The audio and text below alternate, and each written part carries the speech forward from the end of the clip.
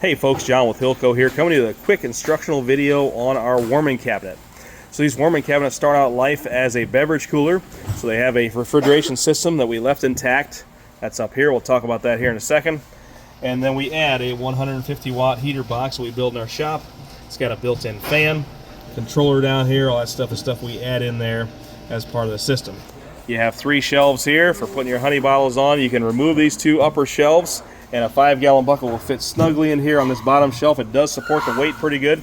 I would just say as you take a bucket in or out of there, just be gentle with it, because this is not crazy strong. It'll hold the weight just fine, but if you go slamming a bucket in there, it'll start to bend it a little bit. So pretty simple to operate. This switch on the bottom here, this rocker switch in the left side position is on the heating mode. If this is lit up, it's in heating mode. And the middle position, the whole system is off, both heating and cooling. And the other side, you will hear that little ding, and the cooling system fires up, and this fan underneath here will turn on and off as needed for the cooling system. That is only working when the cooling system is on. These 2 buttons here are disabled and runs through the controller down there. And then the up or down temperature adjustment here for the cooling system, pretty simple to run.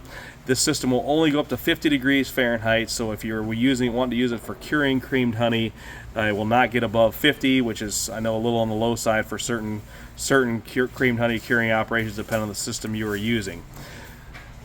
The heating system, again, just flip that switch back over to turn on the heat. The upper number, the white number, is your current temperature. That's being measured back here in the back, directly behind the controller. This little stem sticking up right here. So again, that's your current temperature. And then the green number, the bottom number, is your set temperature. That's the number that you want it to stay at. So I would recommend, if you have already, if your honey bottles or whatever you got in here is already cleared up nice and looking good, you just kind of want to store it and keep it looking nice and cleared up. I would probably leave it around 90 myself. You could go up to 100 if you want to. For decrystallizing, you'll probably have to go up to about 110. And that's kind of the standard to get honey to start decrystallizing. You usually need to be around 110. And you're not going to degrade your honey at 110, especially for in just a couple days.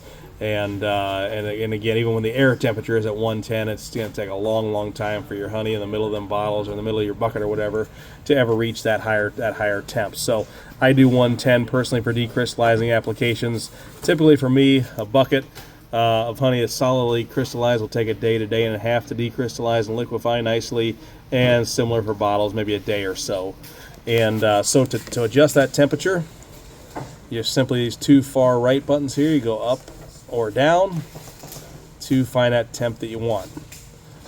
That's about it for the main settings here. There are some deeper settings. If you have need to, you can contact us, but you should not really need to do much besides change that set temperature up or down. There, you just heard the fan kick on. It runs very nice and quiet. For cleaning, just a damp rag inside and out is all you need to do. Just obviously try not to let water get down into the heating system there.